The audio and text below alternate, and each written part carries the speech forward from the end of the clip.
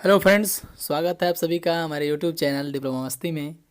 तो फ्रेंड्स, आज हम स्टार्ट कर चुके हैं डिप्लोमा सॉल्ट पेपर जो कि हाइड्रोलिक्स एंड हाइड्रोलिक्स इंजीनियरिंग का जो है कि सॉल्ट पेपर यहाँ पे स्टार्ट कर चुके हैं। तो एक एक सेट को करेंगे। तो सबसे पहले हम स्टार्ट करते हैं सेट जो है कि नंबर 1 से, जो कि 2010 में ये क्वेश्चंस जो प्रीवियस ईयर क्वेश्चंस है आपका पूछा गया है। ठीक है, तो एक एक क्वेश्चंस को हम यहाँ पे देखेंगे। तो चलिए हम स्टार्ट करते हैं क्वेश्चंस को। ठीक है, सबसे फर्स्ट जो क्वेश्चन आपका है जो कि 10 मार्क्स का है, और ये ऐसे क्वेश्चंस हैं जो कि प्रीवियस ईयर में पूछे गए हैं और जो है कि मोस्ट प्रोबेबल क्वेश्चन है जो कि एग्ज़ाम में आने के चांसेस हैं। यदि आप एग्ज़ाम को क्रैक करना चाहते हैं तो ये क्वेश्चंस को जो है कि आप एक बार रीड कर लीजिए। ठीक है, तो वीडियो देखने के बाद आप जो है कि एग्ज़ाम को आसानी से क्रैक कर सकते हैं और अच्छे मार्क्स जो है कि गेन कर सकते हैं। तो सबसे फर्स्ट क्वेश्चन आपका है। ठीक है, क्वेश्चन नंबर फर्स्ट जो है आपका 10 मार्क्स का है। इसमें जी कंपेरिजन किया गया है। ठीक है, तुलना पूछा है द्रव गतिकी और जो है कि द्रव शुद्ध गतिकी में। ठीक है, और जो है कि तल तनाव और केशिकात्व में जो है कि तुलना करने के लिए कहा गया है। तो ये आपका जो क्वेश्चन है आपका 10 मार्क्स का। तो देखिए आप कितनी आसानी से जो है कि 10 मार्क्स गेन कर सकते हैं एग्ज़ाम में। ठीक है, बहुत ही आसान है। द्रव गतिकी की देखी जाए कि द्रव गतिकी क्या होती है। तो द्रव गतिकी जो आपकी होती है, इसमें जो है कि द्रव का गतिमान अवस्था में अध्ययन किया जाता है। ठीक है, और इस अध्ययन में द्रव पर लगने वाले बाह्य बलों तथा इनके कारण द्रव की गति तथा त्वरण आदि भी सम्मिलित होते हैं। ठीक है फ्रेंड्स, तो द्रव गतिकी की अगर बात करी जाए तो द्रव गतिकी में गतिमान अवस्था में कि लिक्विड कैसे होगा, लिक्विड जो आपका होता है, लिक्विड होगा आपका जो है कि ये गतिमान अवस्था में होगा। ठीक है, गतिमान अवस्था में होगा और गतिमान अवस्था में हम उसका स्टडी करेंगे।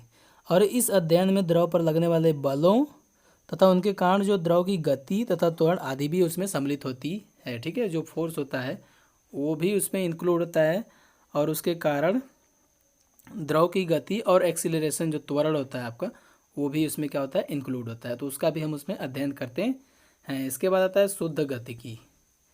इसके बाद क्या आता है, शुद्ध गतिकी। तो शुद्ध गतिकी में क्या हो जाता है कि इसमें भी जो है कि हम लिक्विड की जो गतिमान अवस्था होती है उसका अध्ययन करते हैं। डिफरेंस सिर्फ इतना है कि इसमें जो गति उत्पन्न करने वाले जो बल होते हैं उनका अध्ययन जो है नहीं किया जाता है। ठीक है, तो इसमें जो होता है आपका जो बल, जो फोर्स जो होता है, जो लिक्विड को मोशन प्रदान करता है, गति प्रदान करता है, उसका अध्ययन इसमें नहीं करते हैं। ठीक है, उसके बाद आता है आपका, ये आपका 5 मार्क्स का हो गया क्वेश्चन। यहाँ पे ये दोनों मिलके जो क्वेश्चन हुए, ये वाला और ये वाला। ठीक है, द्रव गतिकी और द्रव शुद्ध गतिकी आपके 5 मार्क्स से हो गए। उसके बाद अगला देखते हैं हम तल तनाव और केशिकात्व में अंतर। ठीक है, तुलना करते हैं। इस तरह से आप इसको जो है कि लिख सकते हो और आसानी से जो है कि 10 मार्क्स जो है गेन कर सकते हो। ठीक है बच्चा, तो देखिए आपका जो है कि सबसे पहले हम देखते हैं क्या होता है तल तनाव। तो देखिए तल तनाव क्या होता है। तल तनाव को जो है कि हम क्या कहते हैं, पृष्ठ तनाव भी कहते हैं, पृष्ठ तनाव या सरफेस टेंशन। ठीक है, तो किसी द्रव तथा गैस या एक द्रव और दूसरे द्रव की संपर्क सतहों पर खिंचाव या तनाव में होती हैं, अर्थात तनी हुई होती हैं, तो इसे तल तनाव कहते हैं। ठीक है, यानी एक लिक्विड हो सकती है, उसके साथ दूसरी लिक्विड हो सकती है, या फिर एक गैस हो सकता है, एक लिक्विड हो सकती है, या फिर एक ठोस या एक लिक्विड हो सकती है। तो उसमें जो है कि आपकी जो है कि जो उसकी सतह क्या होती है, खिंचाव या तनाव में होती है, उसको हम कहते हैं तल तनाव। ठीक है, तो तल तनाव का आप जो है कि डिफिनेशन आसानी से लिख सकते हैं। उसके बाद फ्रेंड्स हम देखते हैं केशिकात्व क्या होता है आपका। केशिकात्व जो होता है आपका, केशिकात्व इसको कैपिलरिटी कहते हैं। क्या कहते हैं, कैपिलरिटी। ठीक है, तो यहाँ पे आपका फिगर में आप फ्रेंड्स दिख रहा है कि आपका वाटर भरा हुआ है। ठीक है, ये जो आपका पात्र है इसमें वाटर भरा हुआ है। इसमें हम जो है कि एक बहुत ही संकीर्ण है यानी पतली जो ट्यूब होती है उसको इंसर्ट करते हैं, इसमें डालते हैं।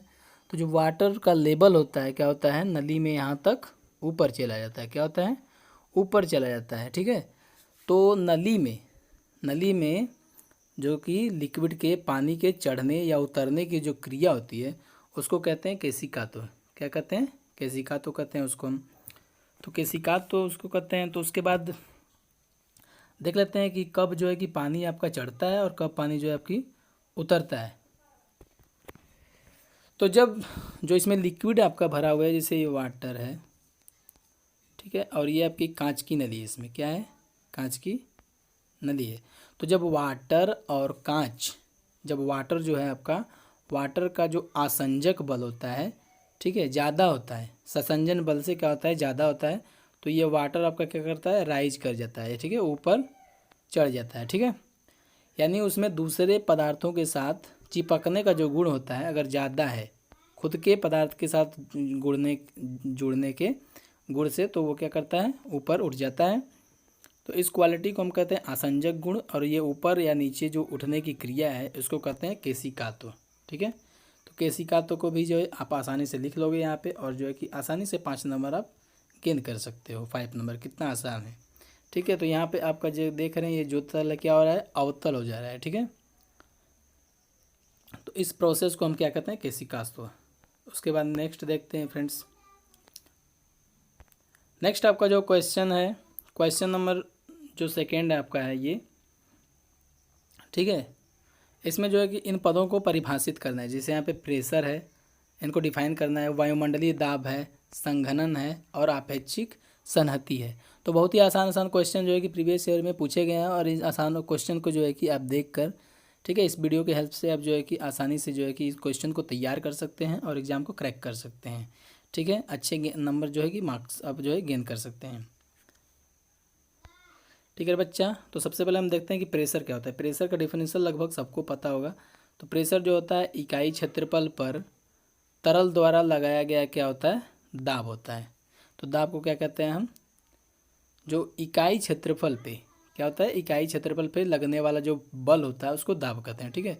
तो P इज इक्वल टू क्या हो जाएगा आपका यहाँ पे, P is equal to F/A, newton पर मीटर स्क्वायर हो जाएगा, ठीक है, न्यूटन पर मीटर स्क्वायर। जहाँ पे आपका जो A है, A क्या है आपका, बर्तन की दीवार का क्षेत्रफल है, बर्तन की दीवार का क्षेत्रफल है। और उसके बाद P क्या है, P बर्तन की दीवारों पर तरल द्वारा लगाया गया बल है। बर्तन की दीवारों पर जो है कि तरल द्वारा लगाया गया बल। तो आप हाइड्रोलिक्स में देखा जाए तो F को किससे लिखते हैं, बल को लिखते हैं P से, ठीक है। तो आपका जो स्मॉल p हो जाएगा, स्मॉल p आपका क्या हो जाएगा, दाब हो जाएगा, बराबर कैपिटल P हो जाएगा अपन A हो जाएगा। तो ये आप इसका फार्मूला होता है दाब का, ठीक है बच्चा। और उसके बाद वायुमंडलीय दाब देख लेते हैं कि वायुमंडलीय दाब क्या होता है। तो वायुमंडलीय दाब जो होता है पृथ्वी की सतह पर इकाई क्षेत्रफल पर वायु जितना दाब लगाती है। यानी जो भी इस जो है पृथ्वी पे कोई भी वस्तु है उस पर जो है वायुमंडलीय दाब कार्य कर रहा है, ठीक है। तो वायु जितना दाब लगाती है किसी सतह के इकाई क्षेत्रफल पर, इकाई क्षेत्रफल पर कौन दाब लगाती है, वायु। वायु जितना दाब लगाती है उसको हम कहते हैं ससंजक बल। अगर देखा जाए तो ससंजक बल जो होता है एक ही पार्टिकल्स के, एक ही कोई भी एक मैटर है, पार्टिकल्स है, तो एक ही पार्टिकल्स के बीच जो एक दूसरे को आकर्षित करने का गुण होता है उसको कहते हैं हम ससंजक कहते हैं। क्या कहते हैं, ससंजक बल कहते हैं। क्या कहते हैं बच्चा, ससंजक बल उसको हम कहते हैं, ठीक है। तो पानी की एक बूंद जो होती है वो ससंजन गुण के कारण ही जो है कि गोलाकार रूप जो है धारण करे रखती है, ठीक है। तो ससंजन बल जो होता है एक ही पार्टिकल्स के, एक ही प्रकार के पार्टिकल्स के बीच लगता है। जैसे आपका इधर वाटर है और ये भी वाटर है, तो इन दोनों के बीच कौन सा गुण जो है कि बल काम करेगा, ससंजन बल काम करेगा। यदि आपका जो है कि ये जो वाटर है और यहाँ पे आपका कांच है, तो ये वाटर और कांच के बीच में जो आपका जो फोर्स काम करेगा उसको कहते हैं आसंजक बल कहते हैं, ठीक है। अलग अलग जो पार्टिकल्स होते हैं उनके बीच काम करने वाले बल को क्या कहते हैं, आकर्षण बल को आसंजक बल कहते हैं, ठीक है। उसके बाद देखते हैं हम नेक्स्ट आपका क्या है, न्यूमेरिकल का पार्ट्स है यहाँ पे। तो जो न्यूमेरिकल आपका है, न्यूमेरिकल आपका पूछा गया है यहाँ पे कि 0.8 जो है आपेक्षिक घनत्व का पेट्रोल एक टंकी में 10 मीटर की गहराई तक भरा है, ठीक है। टंकी की तली पर दाब तीव्रता ज्ञात करना है, ठीक है। टंकी है ये टंकी, इस टंकी में जो है कि आपका पेट्रोल भरा है और इसकी तली पर दाब ज्ञात करना है। तो हम यहाँ पे देखेंगे कि तली पे कितना जो है कि इस पेट्रोल के कारण कितना दाब काम कर रहा है, जिसका जो अपेक्षिक घनत्व है यस इज इक्वल टू दिया है 0.8। कितना दिया है? 0.8 दिया है। ठीक है, तो सबसे पहले क्या करेंगे, हम लिख लेंगे जो डेटा दिया गया है उसको हम जो है कि लिख लेंगे। अपेक्षिक जो घनत्व दिया है आपका यस इज इक्वल टू 0.8 दिया है। उसके बाद अपेक्षिक घनत्व दिए होने पे हम जो है कि घनत्व आसानी से निकाल सकते हैं।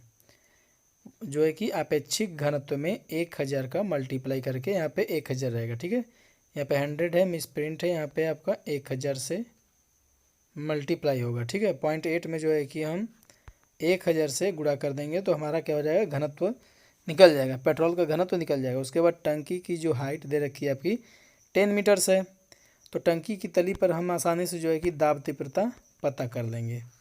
ठीक है, तो टंकी की तली पर आपका दाब तीव्रता का क्या फार्मूला होता है, P is equal to rho g h होता है। तो रो क्या है आपका, घनत्व है, तो घनत्व हम जो है कि अपेक्षिक घनत्व में 1000 से मल्टीप्लाई करके घनत्व निकाल दिए, और जी की वैल्यू हमने रख दिया 9.81 और हाइट की वैल्यू रख दी हमने 10। इसको सॉल्व कर देंगे तो आपका ये 78 94 80 न्यूटन पर मीटर स्क्वायर आ जाएगा। ठीक है, इसको हम किलो न्यूटन पर मीटर क्यूब में बदलेंगे। बहुत ही आसान न्यूमेरिकल है, जो है कि आपका दाब तीव्रता P is equal to rho g h, यानी बहुत ही सिंपल फार्मूला है और न्यूमेरिकल भी बहुत ही आसान है। इससे जो है कि आप आसानी से मार्क्स को गेन कर सकते हैं। ठीक है, उसके बाद हम देखते हैं बच्चा आगे क्या दिया है आपका। जो क्वेश्चन नंबर 2 यहाँ से स्टार्ट हो रहा है उसका अ पार्ट है ये।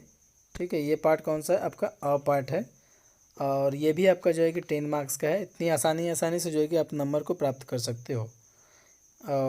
तो सबसे पहले पूछा गया है कि गेज दाब पूछा गया, गेज दाब क्या होता है, निरपेक्ष दाब क्या होता है और निर्वात दाब क्या होता है। इसको चित्र की सहायता से क्या करना है, रिप्रेजेंट करना है। तो चलिए देख लेते हैं हम कि गेज दाब क्या होता है। हम आपको यहाँ पे कुछ बता देते हैं कि गेज दाब क्या होता है। देखिए, मान लीजिए कि आपका जो है कि प्रेशर बिल्कुल भी काम नहीं कर रहा है, बिल्कुल भी।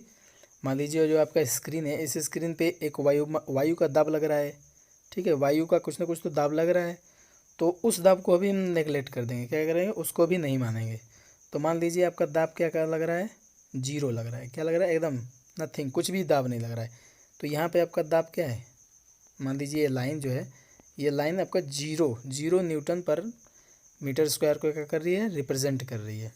तो वायुमंडलीय जो दाब होता है, जो वायु द्वारा दाब लगाया जाता है, जितने भी पदार्थ जो है धरती पे अवेलेबल हैं उस पर कुछ ना कुछ वायु का दाब लग रहा है, तो मान लेंगे तो उस दाब को क्या कहते हैं, वायुमंडलीय दाब कहते हैं। तो मान लेंगे कि ये उसका कुछ दाब है। ठीक है, तो 0 दाब से हम ये ऊपर आ गए, क्या किए हम, 0 दाब से हम 0 दाब से ऊपर आ गए। ये क्या है आपका, वायुमंडलीय दाब है। ये आपका क्या है, वायुमंडलीय दाब है। ठीक है, तो ये वायुमंडलीय दाब हो गया। नीचे आपका ये वाला क्या था, 0 दाब था। ठीक है, और ये वायुमंडलीय दाब हो गया। अब ये वायुमंडलीय दाब है, इसको हम मान लें, क्या मान लें, 0 मान लें।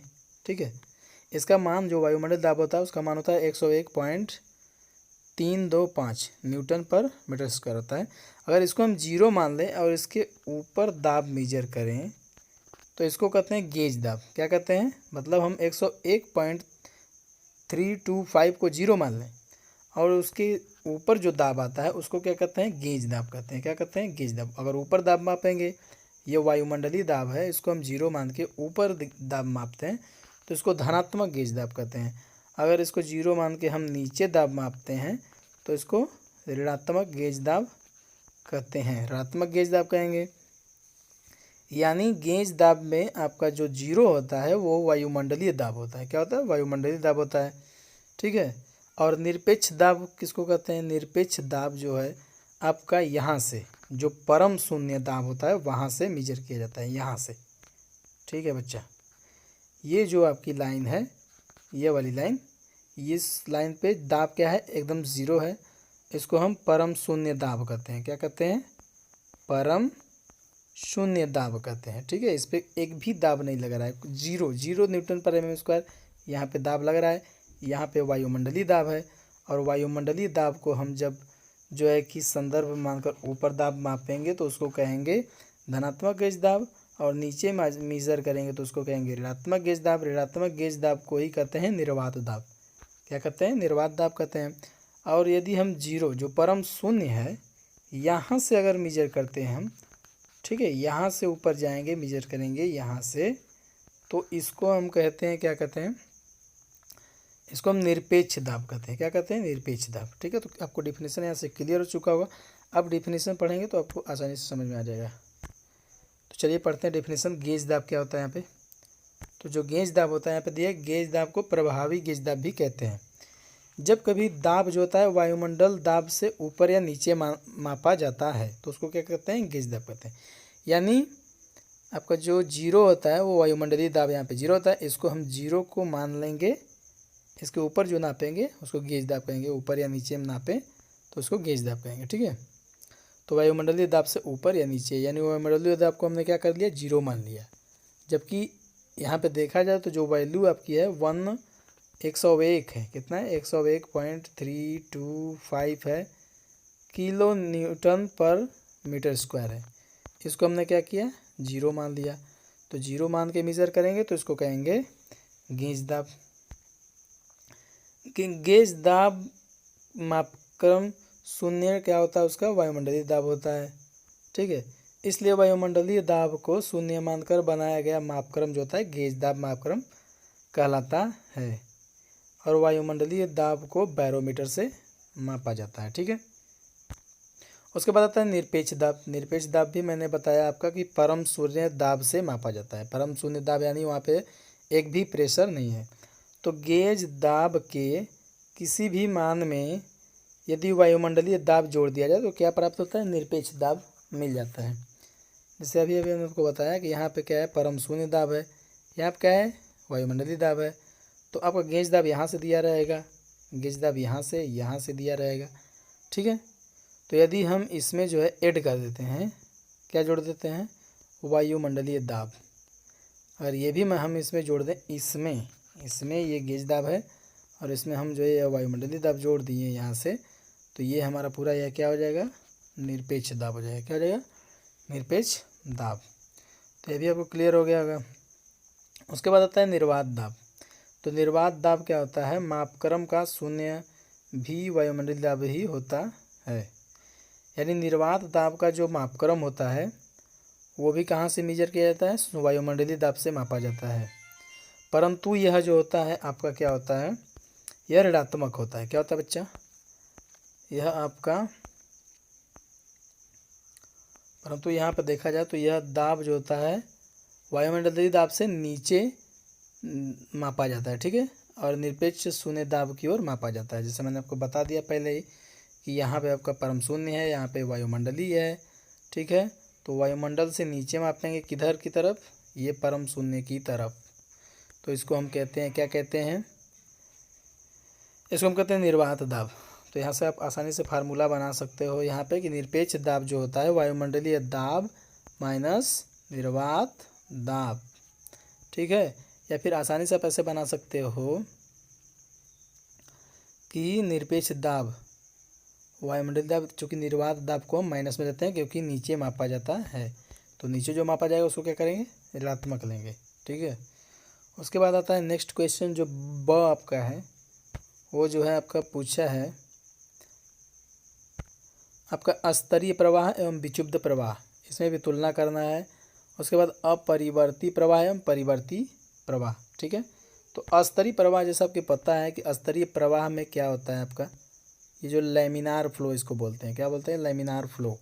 तो अस्तरीय प्रवाह में क्या होता है कि जो लिक्विड के पार्टिकल्स होते हैं वे पतली पतली क्या होती है? लेयर्स में बहते हैं। ये लेयर्स में इस तरीके से लेयर होती है, परत होती है, परत के रूप में बहते हैं। और जो एक परत जो होती है आपकी, ये वाली वाली परत है, इसके ऊपर ये दूसरी परत है, तो ये दोनों परतें जो है एक दूसरे के ऊपर क्या कर सकती हैं? फिसल सकती हैं, आसानी से फिसल सकती हैं। उसके बाद यहाँ पे एक मोस्ट इम्पोर्टेंट पॉइंट है कि इसमें जो धारा रेखा के प्रत्येक बिंदु पर गति परिमाण, ठीक है, और दिशा क्या होती है? समान रहती है। ये बहुत मोस्ट इम्पोर्टेंट पॉइंट है कि धारा रेखा के प्रत्येक बिंदु पर जो है गति परिमाण तथा दिशा क्या होती है? समान रहती है। तो आपका ये हो जाएगा अस्तरीय प्रवाह। उसके बाद आता है आपका विक्षुब्ध प्रवाह। विक्षुब्ध प्रवाह जो होता है आपका, इसको कहते हैं टर्बुलेंट फ्लो। तो ये ठीक जो है लैमिनार फ्लो का उल्टा होता है। यानी जब आपका जो स्तरीय प्रवाह मान लीजिए हो रहा है, तो उसमें आपका लिक्विड का जो है तरल है, उसका अगर वेलोसिटी बढ़ा दिया जाए, वेग बढ़ा दिया जाए, तो उसके पार्टिकल्स क्या होते हैं, एक दूसरे की तरफ मुड़ने लगते हैं, उनके जो रास्ते होते हैं बदल जाते हैं। ठीक है, तो उस तरह का जो प्रवाह होने लगता है उसको कहते हैं टर्बुलेंट फ्लो, विक्षुब्ध प्रवाह कहते हैं। यानी स्तरीय प्रवाह में यदि द्रव की गति बढ़ाते जाएं, ठीक है, यहाँ पे थोड़ा सा मिसप्रिंट है, बढ़ाते जाया जाएगा तो गति का एक ऐसा मान प्राप्त होता है जिस पर प्रवाह स्तरीय नहीं रहता है, वरन द्रव की धारा रेखाएं जो होती हैं टेढ़ी मेढ़ी हो जाती हैं और भंवर पड़ने लगती हैं। ऐसा प्रवाह क्या कहलाता है, विक्षुब्ध प्रवाह कहलाता है। नीचे आप जो है कि फिगर के माध्यम से आसानी से समझ सकते हैं। इसमें जो ऊपर वाली फिगर में देख रहे हैं, इसमें लेयर्स में बह रही हैं, जो लिक्विड्स के पार्टिकल्स से क्या हो रहा है, लेयर्स में बह रहे हैं, और एक लेयर दूसरे लेयर के ऊपर क्या कर सकती है, फिसल सकती है। तो इसको कहते हैं लैमिनार फ्लो। उसके बाद आता है आपका नीचे टर्बुलेंट फ्लो है, विक्षुब्ध प्रवाह, जिसमें पार्टिकल्स बहुत टेढ़े मेढ़े रास्ते पे चल रहे हैं। ठीक है, एक दूसरे से लड़ रहे हैं, बिखर रहे हैं, जो पार्टिकल्स है टेढ़े मेढ़े रास्ते पे चल रहे हैं, तो इसको टर्बुलेंट फ्लो कहेंगे। उसके बाद देखते हैं नेक्स्ट क्वेश्चन आपका क्या है। नेक्स्ट क्वेश्चन आपका बर्नौली प्रमेय से पूछा गया है। ठीक है, बर्नौली प्रमेय से ये क्वेश्चन पूछा गया है। ये क्वेश्चन हर साल आपका एग्ज़ाम में आता है, तो बर्नौली बहुत ही इम्पोर्टेंट ये क्वेश्चन हो जाता है आपका एग्ज़ाम पॉइंट ऑफ व्यू से। तो बर्नौली का जो प्रमेय होता है इसको पूछा गया है, और जो है कि इसकी सीमाएं पूछी गई हैं, और इसके व्यवहारिक जो उपयोग हैं उसको पूछा गया है।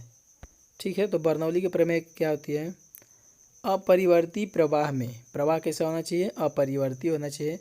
द्रव में किसी निश्चित सन्हति की संपूर्ण ऊर्जा या संपूर्ण शीर्ष जो होती है सभी बिंदुओं पर समान होती है, जबकि घर्षण व अन्य कारणों से ऊर्जा की हानि न हो रही हो। ठीक है, यानी पाइप में जो प्रवाह होता है, ये आपकी पाइप है, तो किसी भी पॉइंट पे ले लीजिए, ये पॉइंट या फिर ये पॉइंट, सभी बिंदुओं पे एकांक जो द्रव होता है, एकांक आयतन का जो द्रव होता है, उसकी कुल ऊर्जा संपूर्ण ऊर्जा बोला गया, संपूर्ण ऊर्जा या संपूर्ण शीर्ष, यानी ऊर्जा को शीर्ष के रूप में भी व्यक्त करते हैं। तो जो कुल ऊर्जा होती है वो क्या होती है, कांस्टेंट होती है, नियत रहती है। क्या रहती है, नियत, सभी बिंदुओं पे। इसके लिए कंडीशंस होती है। कंडीशंस क्या होती है कि घर्षण या अन्य कारणों से ऊर्जा की हानि न हो रही हो। ठीक है, तो सभी बिंदुओं पे जो आपकी ऊर्जा होती है क्या रहती है, नियत रहती है, यानी ऊर्जा का लॉस नहीं होते हैं। तो द्रव की जो संपूर्ण ऊर्जा होती है, आधार ऊर्जा प्लस का दाब ऊर्जा प्लस का गतिज ऊर्जा।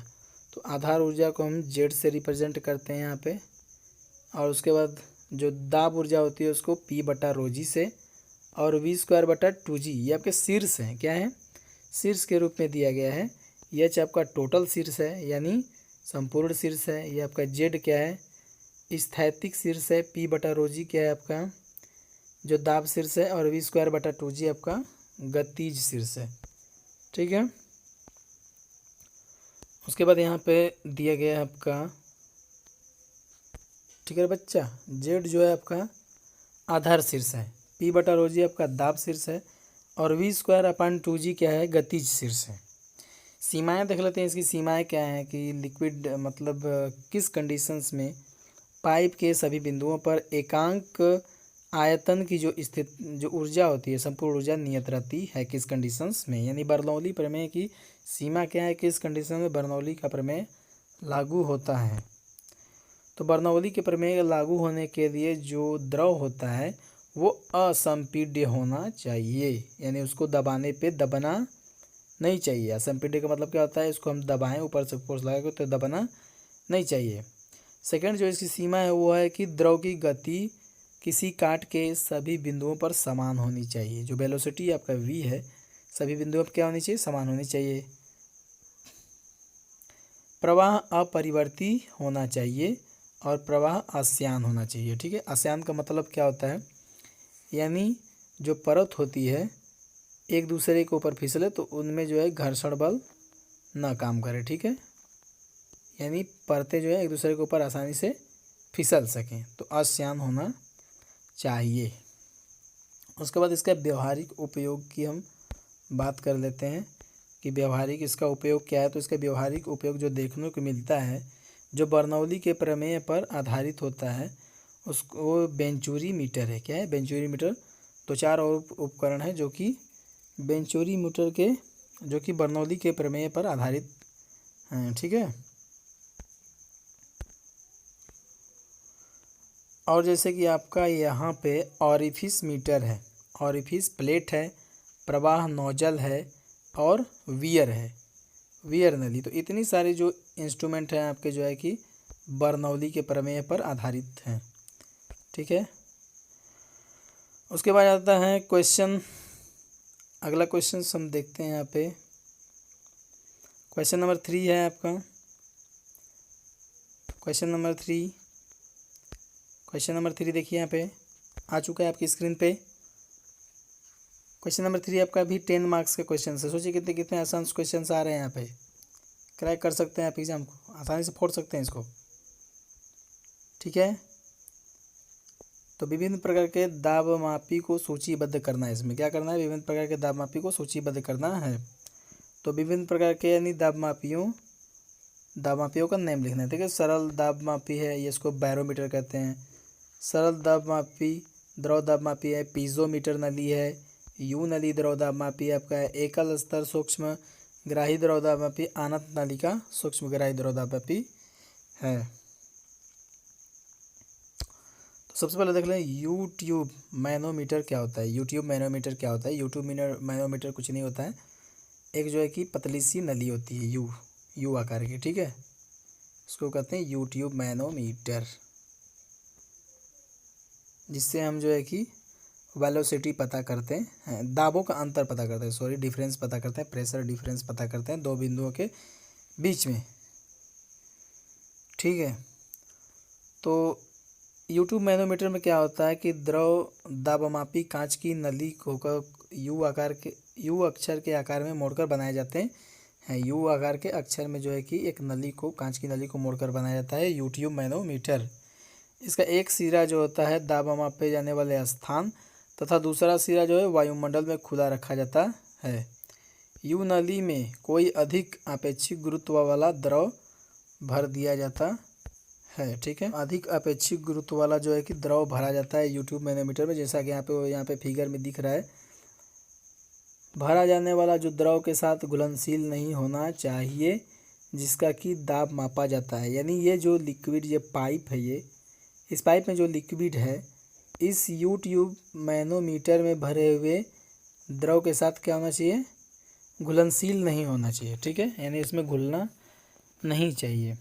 तो इसमें अधिक अपेक्षित गुरुत्व वाला जो है कि इसमें लिक्विड भरा जाता है, जैसे पारा वारा भरा जाता है, इसमें आपका वाटर फ्लो करेगा, तो कोई भी लिक्विड फ्लो करेगा, उससे ज़्यादा अपेक्षित गुरुत्व का जो है कि इस यूट्यूब मैनोमीटर में हम जो है कि लिक्विड भर देते हैं, ठीक है। तो यही आपका यूट्यूब मैनोमीटर है। यहाँ पे आपको यू की तरह इस शेप में दिख रहा है। एक सिरा ये जो आपका होता है, क्या होता है, वायुमंडल में खुला रहता है, और दूसरा सिरा जहाँ पे आपको प्रेशर, मान लीजिए इस पाइप में प्रेशर मेजर करना है, तो इस पाइप में दूसरा सिरा यहाँ पे हम लगा देते हैं, ठीक है। और एक सिरा वायुमंडल में खुला रहता है।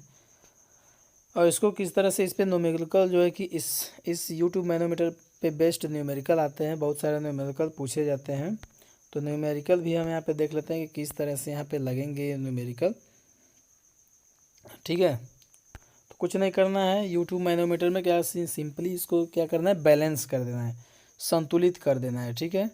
यानी सी पर जो आपका दाब होगा यहाँ पे, ये सी पर दाब, यानी यहाँ पे सी पर दाब क्या हो जाता है, वायुमंडलीय दाब होता है। और वायुमंडलीय दाब को हम क्या करते हैं, जीरो मेजर कर देते हैं। गेज दाब में क्या करते हैं, वायुमंडलीय दाब को जीरो देते हैं।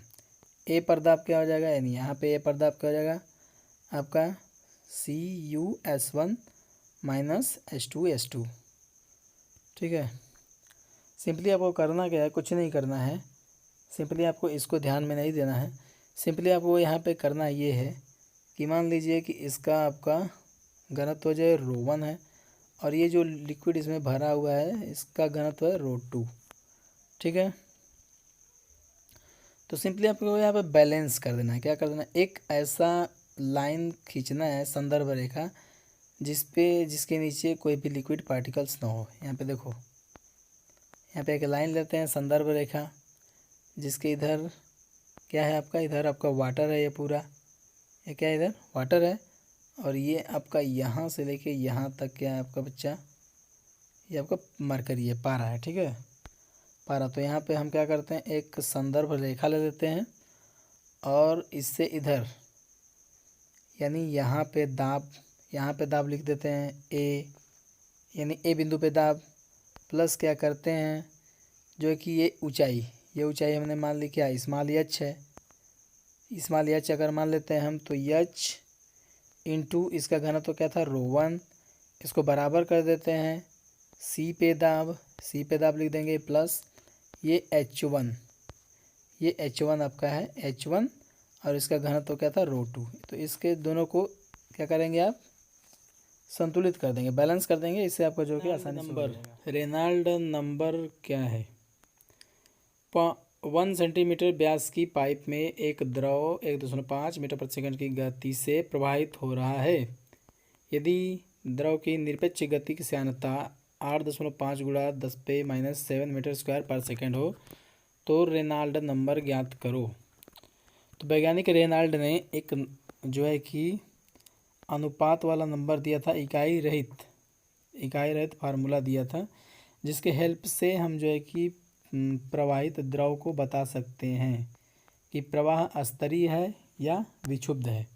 इस संख्या की मदद से हम जो है कि बता सकते हैं कि प्रवाह आपका जो हो रहा है पाइप में वो क्या है, स्तरीय है या विक्षुब्ध है। रेनॉल्ड ने यह ज्ञात किया कि किसी प्रवाह के लिए क्रांतिक वेग का मान जड़त्व तथा श्यानता बलों पर निर्भर करता है। इसे जो है कि रेनॉल्ड नंबर कहा जाता है। तो रेनॉल्ड नंबर जो होता है आपका दो बलों का अनुपात होता है, जड़त्व बल बटा श्यान बल का अनुपात होता है।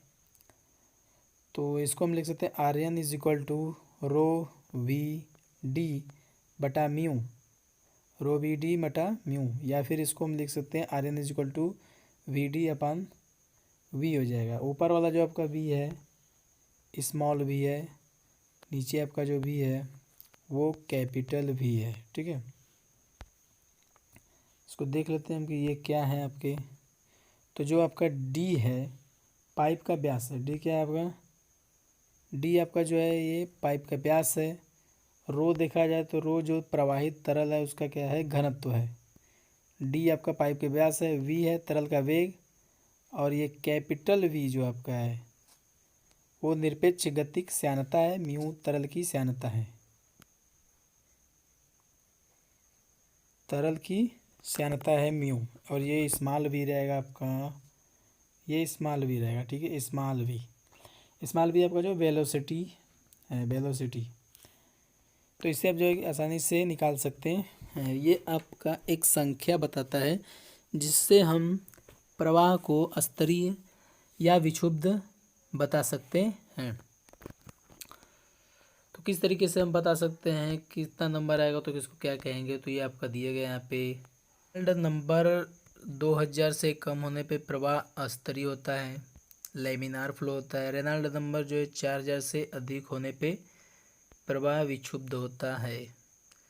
और रेनॉल्ड नंबर की वैल्यू 2000 से 4000 होने पे प्रवाह क्या होता है, अनिश्चित प्रकार का होता है। इसका मतलब प्रवाह कभी स्तरीय होगा, कभी क्या होगा विक्षुब्ध, कभी स्तरीय कभी विक्षुब्ध, कभी स्तरीय होगा कभी विक्षुब्ध होगा।